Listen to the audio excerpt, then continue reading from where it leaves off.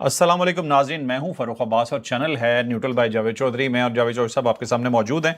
आज खबरों का अंबार है जी आपको बताने के लिए, और बहुत ज़बरदस्त किस्म की खबरें हमारे पास मौजूद हैं। सबसे पहले जो आपको बताएंगे, आज अमेरिका और ईरान ऐसे लग रहा है कि एक दूसरे को तबाह कर देंगे। दोनों बहुत गुस्से में हैं, बयानात तो आ ही रहे हैं, साथ साथ मिसाइल भी एक दूसरे को मारी जा रहे हैं, हमले जारी हैं। दरमियान में इसराइल भी कूद पड़ा है और उसने कहा भी ये पहले वाली बात नहीं रही, हम पे हमला हुआ तो हम तो पूरा ईरान उड़ा के रख देंगे। तो इस तरह का सिनेरियो क्रिएट हुआ है, लग रहा है जैसे आज ही के दिन पता नहीं सब कुछ शायद एक दूसरे का ये खत्म कर दें। फिर उसके बाद होगा एक और अजीब सी बात भी वैसे दरमियान में की है दोनों मुल्कों ने, अमेरिका ने भी की और ईरान ने भी की है। ये अजीब बात क्या है ये भी आपको बताते हैं। फिर आपको ये बताएंगे जी कि ईरान के जो सदर हैं, क्या वो गद्दार हैं?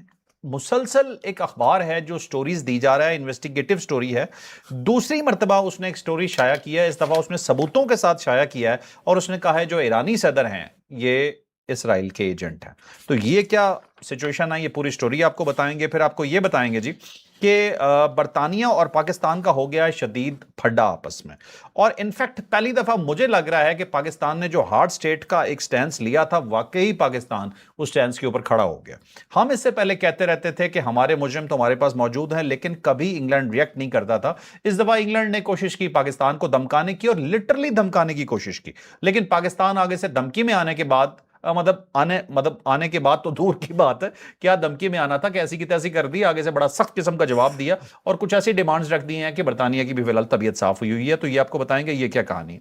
फिर आपको ये बताएंगे जी अमरीकी फौजी कैसे तलाश कर लेता है ईरान, जहां जहां ईरान हमले कर रहा है वो हमले किस तरह करता है आपको पता चलता है। वो कहते हैं कि हमने ईरानी हमला हुआ और फलाने अड्डे पे हो गया, मिडिल ईस्ट के ममालिक होते हैं वहीं पे ये हमले हो रहे हैं। लेकिन इन फौजियों को तलाश कैसे किया जाता है, ये किस होटल में बैठे हैं, किस जगह पे मौजूद हैं, तो ये आपको बताएंगे कि ईरान ने क्या किया था। बड़ा वैसे बड़ी चीज है जो ईरान ने करके दिखाई है। फिर आपको बताएंगे जी मौलाना फजलुर रहमान के हवाले से खबर चल रही है, मुझे बड़ा अफसोस हुआ देख के, उनसे एक्सपेक्ट नहीं कर रहे थे, बड़े कद के इंसान है, ऐसी बात उनसे नहीं की जा रही थी, लेकिन जो उन्होंने बात की है उसके बाद एक बड़ी अजीब सी डिबेट भी स्टार्ट है। और डिबेट में ये कहा जा रहा है जी कि टैक्स तो दूर की बात है, आप तो खुद कुछ चीज इकट्ठी करते हैं और उसके बाद गुजारा करते हैं, कभी और भी बड़े अजीब से इल्जाम लगाए जा रहे हैं। मैं अल्फाज भी उस तरह के दौराना नहीं चाहता, मौलाना साहब ने ऐसी बात क्यों कर दी है मैं चौधरी साहब से जरूर जानना चाहता हूं, लेकिन की इन्होंने बड़ी ज्यादती है। अच्छा, उसके बाद फिर ये बताएंगे जी कि ये आम लेते हुए कौन पकड़ा गया। वो कहते हैं यार हद है यार। आम लैंड गई तो पड़ी गई।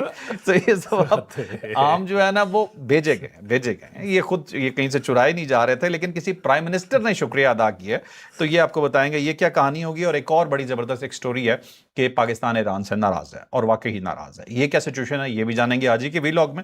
और आपको छोटा सा रिमाइंडर, लाइक शेयर सब्सक्राइब करना बिल्कुल नहीं भूलना। इंट्रो काफी लंबा हो चुका है तो सिंपली तमाम लिंक्स ज्वाइन कीजिए। चौधरी साहब को वीलॉग में इन्वॉल्व करते हैं। और पहली स्टोरी में चौधरी साहब से ये पूछता हूं, चौधरी साहब आम की क्या कहानी? असल में हर गर्मियों के मौसम में प्राइम मिनिस्टर ऑफ पाकिस्तान की तरफ से और सदर पाकिस्तान की तरफ से मुख्तलिफ हेड ऑफ स्टेट्स जो है उनको आम भिजवाए जाते हैं, जिसको मैंगो डिप्लोमेसी कहते हैं। और ये को 1950 की दहाई में पाकिस्तान ने स्टार्ट की थी और ये एक रवायत है। और इस रवायत के साथ पाकिस्तान के बड़े मुल्कों के साथ ताल्लुकात बने, जैसे कि चाइना के साथ सबसे पहले पाकिस्तान ने आम भिजवाने शुरू किए थे 1950 की दहाई में। अच्छा। और उस वक्त चाइना के अंदर आम नहीं होते थे ही नहीं। और जब पाकिस्तान ने भेजना शुरू किया, फर्स्ट टाइम जब भेजा तो उन्होंने उसका एक मोनूमेंट बनाया आम का ना, प्रॉपर उसका एक बहुत बड़ा उन्होंने बना के, आज भी आम का वो जो एक स्ट्रक्चर बनाया उन्होंने वो वहां पे पड़ा हुआ है। अच्छा। और उसके बाद उन्होंने आम खाए और आम खाने के बाद वो जो गुठलियां थी उसके ऊपर रिसर्च करके उन्होंने उसको उगाना शुरू कर दिया। लिहाजा आज चाइना के अंदर जहां से भी आम उगता है उसके पीछे पाकिस्तानी गुठली है। अच्छा, तो वो उन्होंने प्रॉपर एक इंस्टीट्यूट बना के, एक रिसर्च सेंटर बना के, उन गुठलियों को उन्होंने क्लोन करके अब पूरी फसल उन्होंने आमों की क्रिएट की है वो चाइना के अंदर। अब जो आज आमों वाली स्टोरी है वो बेसिकली हंगरी का प्राइम मिनिस्टर है, उनका नाम है मगरयार पीटर साहब, और उनको प्राइम मिनिस्टर ऑफ पाकिस्तान ने यहाँ से आम भेजे हैं। और उसके बाद उन्होंने उस आम की जो पेटी है उसको साथ आम भी और सामने उन्होंने शो किया और उन्होंने कहा जी 90 आम आए थे हमें पाकिस्तान से और 1 घंटे के अंदर सारे ख़त्म हो गए, सिर्फ थोड़े से रह गए। तो उन्होंने कहा कि बहुत ही खूबसूरत और बड़े शानदार और मज़ेदार आम है, उन्होंने शुक्रिया अदा किया प्रॉपर उन्होंने अपने अकाउंट से। और ये बेसिकली वहाँ पे जो पाकिस्तान के सफ़ीर है ना, आसिम मेमन साहब उनका नाम है, बड़े शानदार आदमी यार, इतने ज़बरदस्त आदमी, आप हैरान होंगे। मसलन एक वाक़या मैं आपको सुनाता हूँ, इससे आपको अंदाज़ा होगा कि बंदा किस कदर वाइब्रेंट और कितना अच्छा आदमी है। ये वाहिद एम्बेसडर है पूरी दुनिया के अंदर जिन्होंने मुझे फ़ोन करके कहा था कि आप पूरी दुनिया के अंदर अपने ग्रुप्स लेके आते हैं तो आप हंगरी क्यों नहीं आते। अच्छा। तो मैं इस बात पे बड़ा हैरान हुआ, मैंने कहा जी आसिफ साहब, मुझे तो किसी एम्बेसडर ने, पाकिस्तानी एम्बेसडर ने कभी कहा ही नहीं कि ये मुल्क भी बड़ा ज़बरदस्त है, लोगों को दिखाएं। तो उसके बाद फिर उन्होंने अरेंज किया और सबसे पहले फिर हम हंगरी गए और वहाँ पे फिर 2-3 मरतबा गए, उसके बाद फिर हम नहीं जा सके। उसकी वजह ये है कि एम्बेसी यहाँ, जो पाकिस्तान की एम्बेसी, पाकिस्तान में एम्बेसी है ना हंगरी की, वो बहुत ज़्यादा वेलकमिंग नहीं है। अच्छा। लेकिन ये है कि इसके बावजूद जब हमारे लोग वहाँ पे गए और उन्होंने बड़े हैरान हुए। हंगरी वाकई बड़ा खूबसूरत मुल्क है, बेइंतहा खूबसूरत मुल्क है। वहाँ पे एक न्यूयॉर्क कैफ़े है, ठीक है। ये दुनिया का बेस्ट कैफ़े था, नंबर 1 इन द वर्ल्ड, बहुत ठीक है। तवील अरसा तक रहा। ये दुनिया का वाहिद कैफ़े था। जब मेरा ख्याल 1898 में जब ये खुला, तो उसके बाद इसकी चाबियाँ दरिया में फेंक दी गई थी। दरिया डैनोब है वहाँ पे, उसमें उसके अंदर फेंक दी गई थी कि 24 घंटे खुला रहेगा। अच्छा। और एक मरतबा उन्हें बंद करना पड़ गया, तो चाबियाँ नहीं थे। वहाँ पे एक नया क्राइसिस पैदा हो गया कि अच्छा। थाने जो है ना, वो उसकी चाबियाँ नहीं है, क्योंकि उसकी वजह ये कि वो 24 घंटे खुला रहता था और बहुत ही एलीट, यानी पैलेस के अंदर बना हुआ है, एक प्रॉपर पैलेस के अंदर हर टेबल के ऊपर अलग सर्व करने वाले लोग होते हैं। ठीक और है। ये उन चंद कैफ़ेज़ के अंदर है, चंद रेस्टोरेंट्स के अंदर है, जिसके ऊपर बाहर लाइन लगी होती है और आपको अपना नाम रजिस्टर करवा के आपको इंतज़ार करना पड़ता है।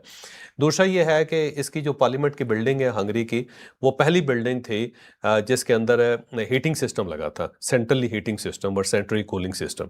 माचिस वहाँ पे ईजाद हुई। तो बड़ा ज़बरदस्त किस्म का मुल्क है जी, वैसे कमाल। ठीक है। ठीक। तो अब उसके प्राइम मिनिस्टर जो है, उन्होंने ये पाकिस्तान का शुक्रिया अदा किया और ये पहले प्राइम मिनिस्टर हैं इस मौसम में जिन्होंने उन आमों को बाकायदा उसकी तस्वीर हाँ। खींच के अपना जो ग्रुप है उसके अंदर उन्होंने उसको शुक्रिया भी अदा उसे किया, ट्वीट किया। पाकिस्तान का अच्छा, ट्वीट किया इसमें उसका। चॉइस साहब वैसे एक चीज डिकोड करने वाली है कि उन्होंने, आपने देखा कि ट्वीट किया और उसमें तस्वीर लगी हुई है आम हाथ में और कह रहे 1 घंटे में हम 90 आम थे और बिल्कुल थोड़े से बचे। इसका मतलब 90 और भेजे। हाँ, शायर यहाँ यही कहना चाह रहा है, और भेजो। और भेजे। प्राइम मिनिस्टर साहब को चाहिए, बल्कि प्रेसिडेंट साहब को चाहिए कि वो भेजे। और हंगरी के साथ पाकिस्तान का रिलेशन बहुत अच्छे होने चाहिए। लोग बड़े अच्छे हैं, वो हंगरी के लोग भी बहुत अच्छे हैं। सही। और बुदापेस्ट जो है ना, कमाल खूबसूरत शहर है यार। वैसे 2 उसके हिस्से हैं, एक बुदा एक पस्त है, 2 अलग अलग हिस्से हैं उनके। एक पहाड़ के ऊपर है, एक नीचे दरिया, दरमियान में दरिया डैन्यूब जो है वो बहता है। तो क्या खूबसूरत मुल्क है जी, वैसे पीसफुल, जबरदस्त किस्म का। बिल्कुल ठीक है। चौधरी साहब, नेक्स्ट स्टोरी पे जाना पड़ेगा, स्टोरीज हमारे पास बहुत ज्यादा हैं। आज मुझे ये बताएं कि ईरान और अमेरिका की लड़ाई क्या एक दूसरे को खत्म कर देगी या कोई गुंजाइश बाकी है? आज भी दोबारा अटैक होगा, इसमें कोई शक नहीं कि दोनों मुल्क ये कह रहे हैं जी कि एमओयू की तरफ वापस आना चाहिए, लेकिन अटैक जो है मुसलसल जारी है और अब नए हुर्मुज़ को दोनों मुल्कों ने कंट्रोल कर लिया हुआ है। अमेरिका जो उसने नाकाबंदी कर दी हुई है, दूसरी साइड पे ईरान ने नाकाबंदी कर दी है, एक दूसरे के ऊपर हमले जारी हैं। हमले ज़्यादातर बहरीन और कुवैत के ऊपर हो रहे हैं, वहाँ पे अमेरिकन जो हैं वो है, और बाकी मुल्कों के साथ इनके ताल्लुकात बहुत अच्छे हो गए थे, जैसे कतर है, फिर यूएई के साथ इनके ताल्लुकात अच्छे हो गए थे, सऊदी अरब को ये छेड़ना नहीं चाहते, और ओमान के साथ भी इनके जो सफारती ताल्लुकात बहुत अच्छे हैं। वहाँ पे कम अटैक हो रहे हैं और कुवैत और बहरीन के ऊपर बहुत ज़्यादा अटैक हो रहे हैं। और अब उसके जवाब में अमेरिकन जो थे उन्होंने भी अटैक किया था। थर्ड लेयर जो थी उन्होंने कल आज दिन के वक्त उन्होंने की है। अब जो फोर्स जो है इस रात, यानी इस वक्त हम वीलॉग कर रहे हैं, हो सकता है इस वक्त स्टार्ट हो जाए या फिर मॉर्निंग के टाइम पे एक चौथी जो उन्होंने एक लेयर है वो इन्होंने स्टार्ट करनी है। अमेरिका की तरफ से भी होगी और ईरान की तरफ से भी होगी। तो ये जंग प्रॉपर जारी है, जारी। तो इसराइल भी तैयार बैठा ना, इसराइल ने धमकी दे दी है कि पहले वाली बात नहीं, हम तबाह कर देंगे सारा। इसराइल, वो क्या करेगा? नेतन्याहू ने कहा ना, उसने कहा जी अगर हम पे हमला हुआ तो पूरी ताकत से ईरान को जवाब देंगे, और ये पहली वाली बात नहीं है कि आप हमारे ऊपर हमला करते रहे और हम खामोश बैठे, बल्कि हमने उसका जवाब देना है। पिछली मरतबा इस तरह हुआ था कि ईरान की तरफ से हमला होता था लेकिन अमेरिकन से रोका हुआ था। और दूसरा ये है कि वो ज़ाहिर हिजबुल्लाह की तरफ से भी हमले होते रहे, और ईरान कहता था हमारा उनके साथ क्या ताल्लुक है, आप जाने और हिजबुल्लाह जाने। लेकिन वो ज़ाहिर ईरान स्पॉन्सर्ड है और प्रॉक्सी है उसकी। तो अब जो नेतन्याहू किसी वक्त भी कूद सकता है, ये याद रखिएगा। और ये उनकी जो मेन लोग हैं ना, जो उनके, ये उनके ऊपर अटैक करेगा। ये जब भी अटैक करेगा इंफ्रास्ट्रक्चर पे नहीं करेगा, ये लोगों के ऊपर अटैक करेगा। इस वक्त ईरान और अमेरिका अपनी पूरी पावर यूज कर रहे हैं? नहीं, अभी पूरी पावर नहीं यूज कर रहे, 10% पावर यूज कर रहे हैं, क्योंकि इनको थोड़ी सी उम्मीद है कि हो सकता है मुज़ाकरात हो जाएं। लेकिन जब ये उम्मीद मुकम्मल तौर पे खत्म होगी तो फिर ये फुल फ्लैज अटैक करना चाहिए। ईरानी फौज के जो सरबराह हैं उनका एक बयान आया है, उन्होंने कहा है कि इस्लामाबाद एमओयू की पासदारी करें और अगर हमारी आवाम की इज्जत करें तो ये चीज़ें बेहतर हो सकती हैं। ज़ाहिर है, लेकिन दरमियान में कोई मुल्क होना चाहिए, और अनफॉर्चुनेटली दरमियान में कोई मुल्क नहीं है जो इस वक्त दोनों को संभाल सके, क्योंकि पाकिस्तान भी ईरान से नाराज़ है। पहले ईरान नाराज़ हुआ, अब पाकिस्तान भी नाराज़ है। चलें, हम एक काम करते हैं जो सब इसी स्टोरी को कर लेते हैं कि नाराज़गी क्या है।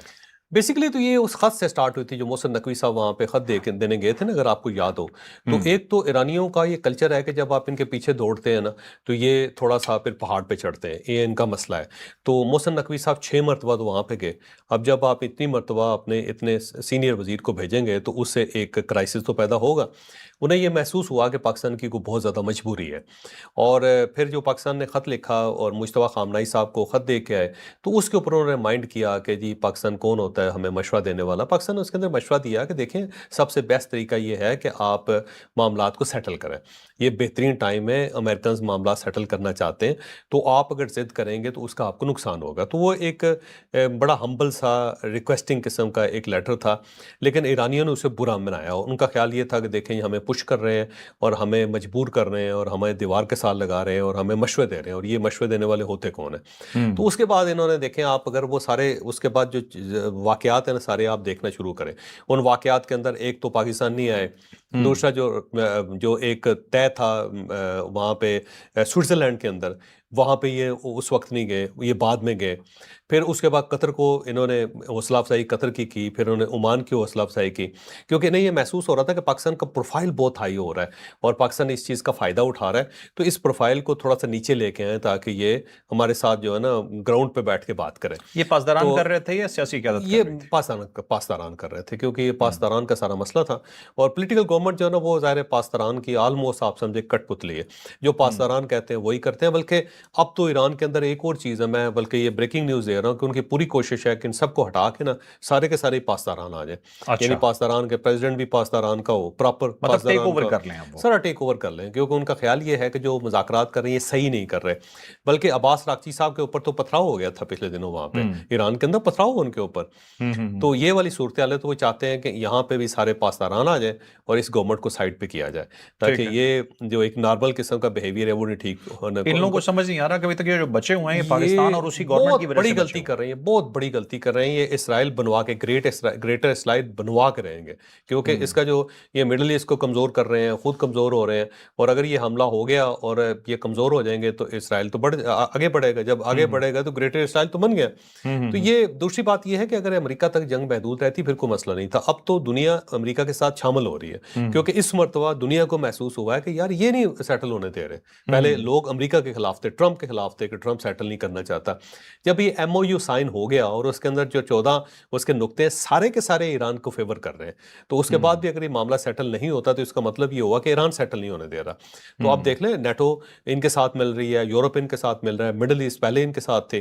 تو یہ ایران کے لیے مسائل پیدا ہو جائیں گے اور ایران بہت بڑی غلطی کر رہا ہے، پاکستان بہت بڑی غلطی کر رہے ہیں، ان کو یہ نہیں کرنا چاہیے.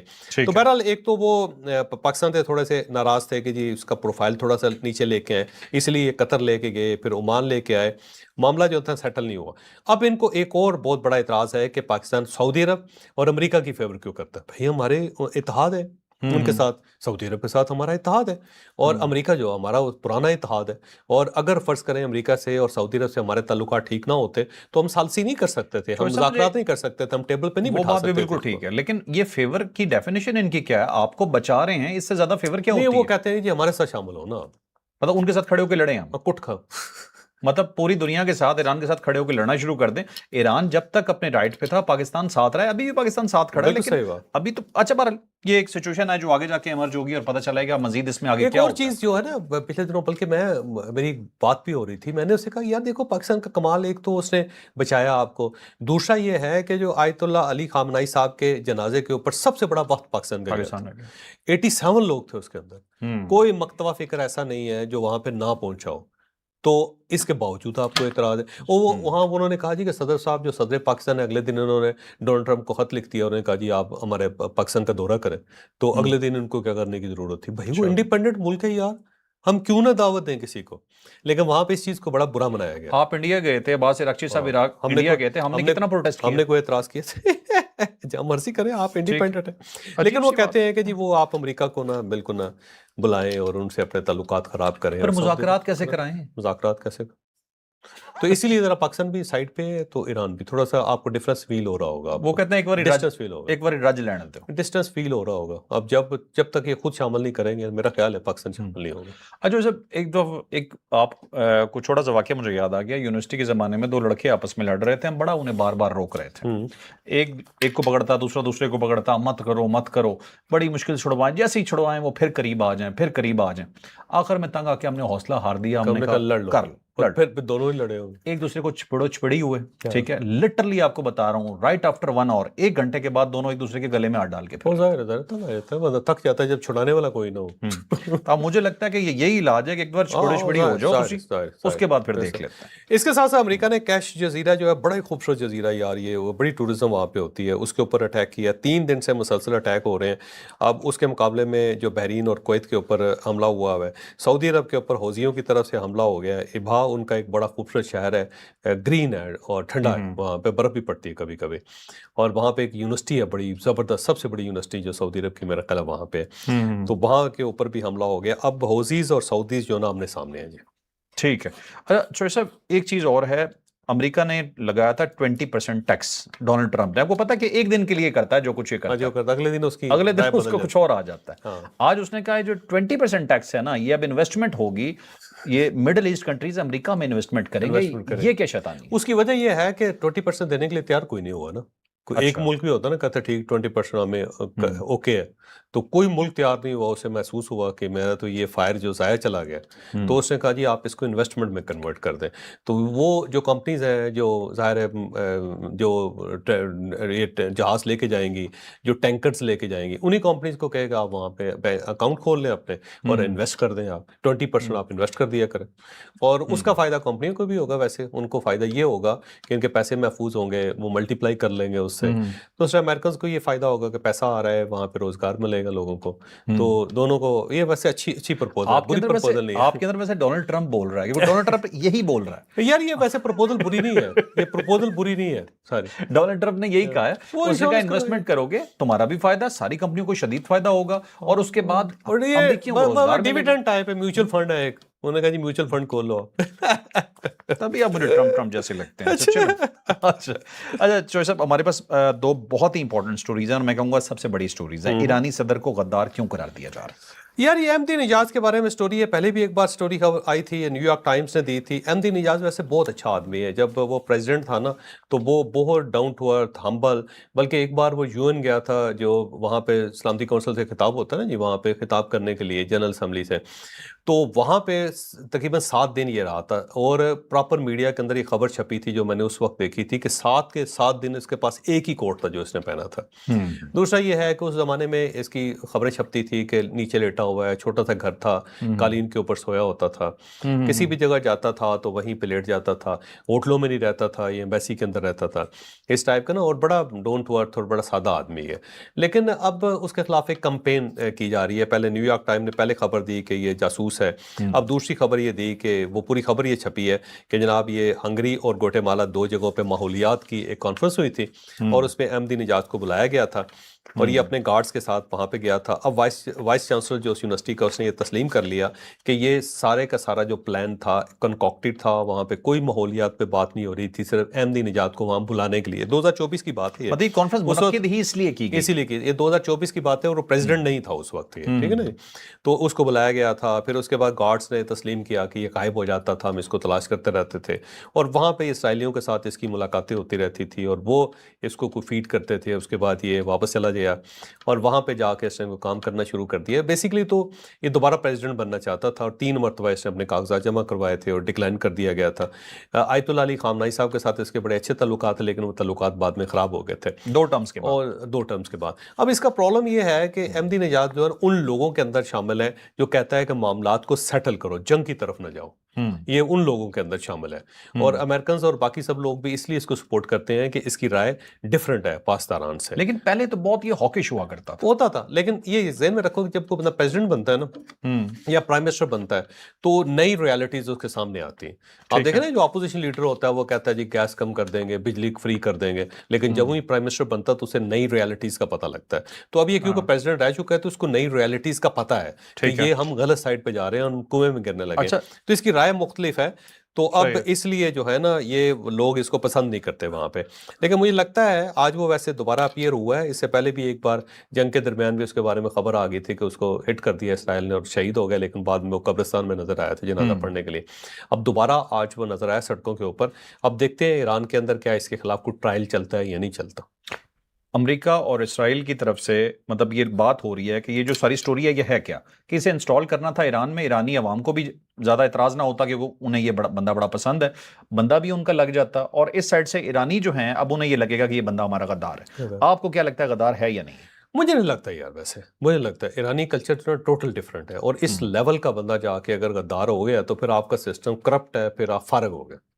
پھر یہ پاسداران اور ایران پھر گیا کہ اس لیول کا بندہ اگر دوسروں کے ساتھ مل گیا تو پھر تو بات ختم ہو گئی. اور یہ بھی ہو سکتا ہے اس کو بدنام کرنے کے لیے یا اندر ایک رفٹ پیدا کرنے کے لیے, اندر ایک لڑائی پیدا کرنے کے لیے یہ سٹوری ریلیز کی گئی. دو دفعہ آ چکی ہے سٹوری. اچھا جو صاحب برطانیہ اور پاکستان کی شدید آپس میں لڑائی چل رہی ہے اور یہ لڑائی سامنے نہیں آ رہی ہے اور پیچھے سے ٹھیک ٹھاک کام ہو رہا ہے, یہ کیا ہے؟ بیسیکلی تو یہ کامران یوسف صاحب نے سٹوری دی ہے اور اس کا کریڈٹ جو ان کو جانا چاہیے. سٹوری اتنی مزیدار ہے کہ ہم نے کہا کہ اس میں پیش کرتے ہیں. ایک بندہ ہے شبیر احمد اس کا نام ہے. 1970 کی دہائی میں یہ بندہ 13 سال کی عمر میں برطانیہ چلا گیا تھا, پاکستانی تھا, اور وہاں پہ جا کے اس نے باقی تعلیم اور باقی سب چیزیں اس نے وہیں پہ حاصل کی, اگر تعلیم اس نے کو حاصل کی ہے.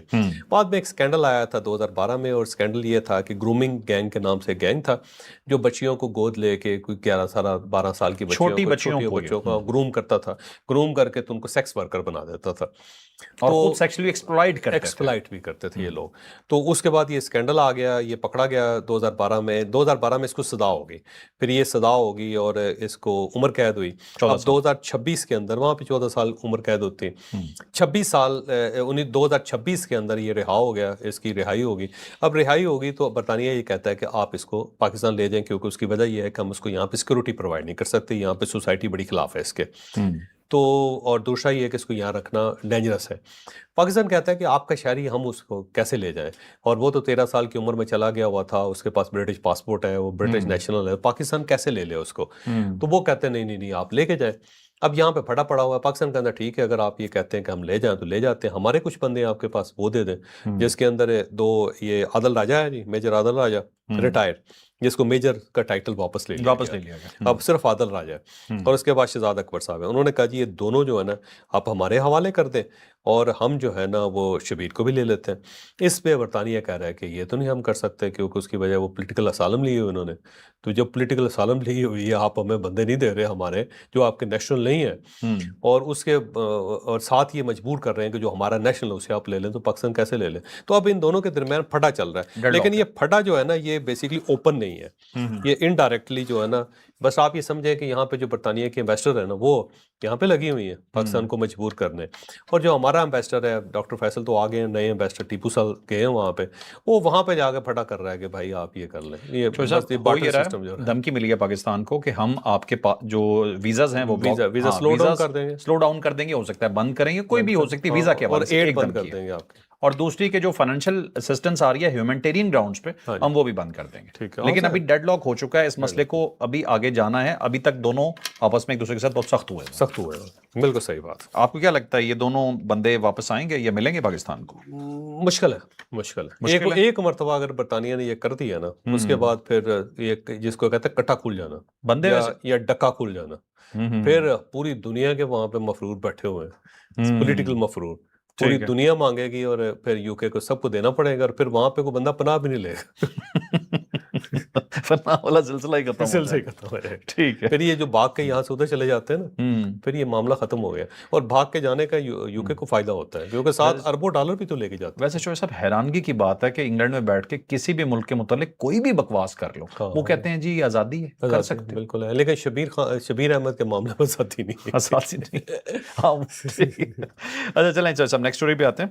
امریکی فوجی کیسے تلاش کر لیتا ہے ایران جو ہے؟ یہ بحرین سے اسٹوری نکلی ہے. یہ بیسکلی فائنینشیل ٹائم کی اسٹوری ہے, اور اس میں انہوں نے کہا کہ جی بحرین کے اندر جو ہوٹل کے اندر جو لوگ ہیں, کیونکہ وہاں پہ نا ان کو جو بعد میں فوجی گئے تھے ان کو سب کو ہوٹل میں ٹھہرایا گیا تھا. دوسرا یہ ہے کہ جب وہاں پہ اٹیک شروع ہوئے تھے تو جو ان کے اڈے ہیں وہاں سے لوگوں کو نکال کے ہوٹلوں میں ایڈجسٹ کیا گیا تھا.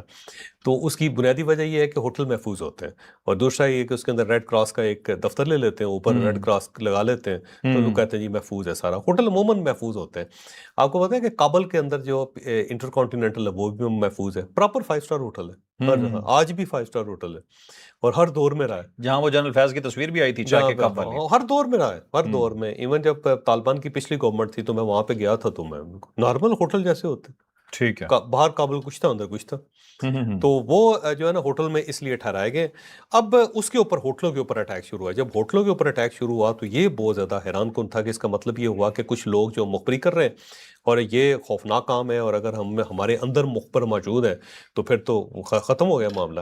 اب جب اس کے تحقیق کی تو پتہ چلا گیا کہ بیسیکلی ایران نے ان کے موبائل فون جو ہے ان کو ہیک کر لیا تھا۔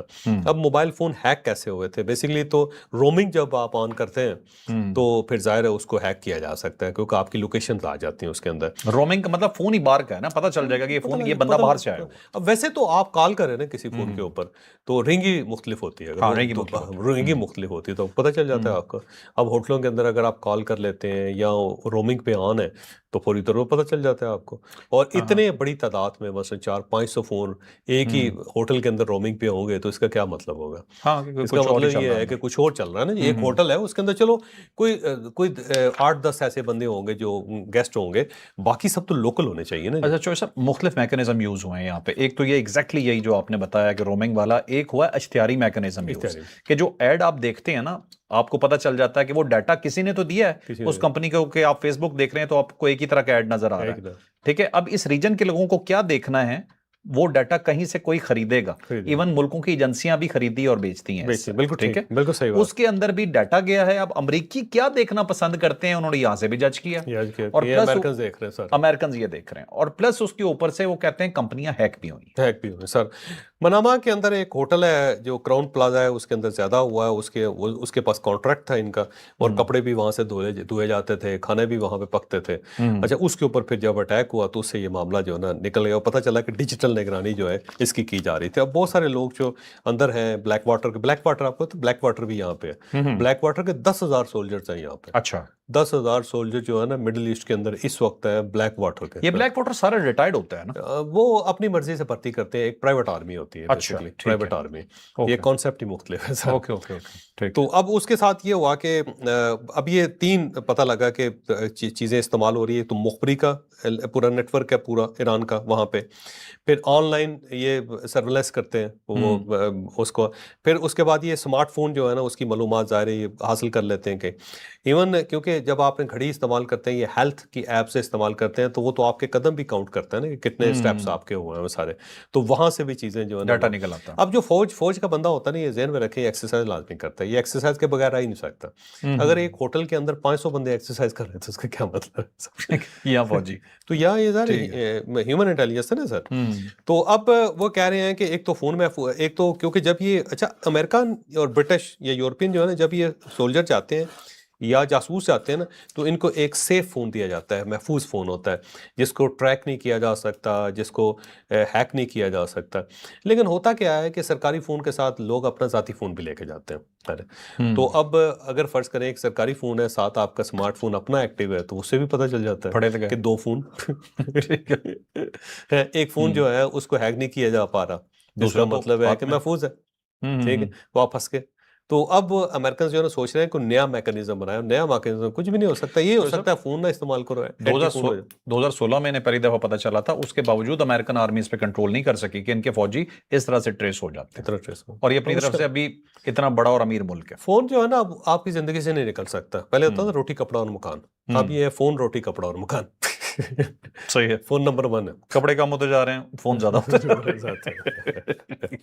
اچھا چوہے صاحب، ایک چیز اب میں نے ڈسکس کرنی ہے، مجھے اس چیز پہ بڑا افسوس بھی ہوا۔ مولانا فضل الرحمان آپ کو پتا کہ بہت بڑا نام ہے پاکستانی سیاست میں، اور ہمیشہ انہیں جوڑ توڑ کے حوالے سے یا پوزیٹیو سیاست کے حوالے سے دیکھا جاتا ہے، لیکن یونیورسٹی ہے سیاست کی۔ ہاں جی، لیکن ایک چیز پہ مجھے مولانا صاحب سے شدید اختلاف ہے، میں اس پہ پروٹیسٹ ریکارڈ کرتا ہوں باقاعدہ، کیونکہ جو فالوورز ہوتے ہیں انہیں دکھ ہوتا ہے کہ آپ انہیں تنقید کا نشانہ بنا رہے ہیں، میں واقعی ہی بنا رہا ہوں۔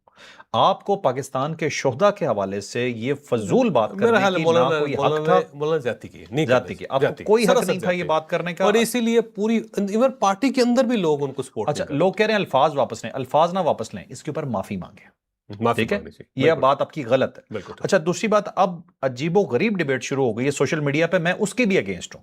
اب لوگ یہ کہہ رہے ہیں مولانا فضل الرحمان کو تنقید کا نشانہ بنا رہے ہیں، اور وہ یہ کیا کہتے ہیں، وہ کہتے ہیں جی کہ یہ تو چندہ لیتے ہیں.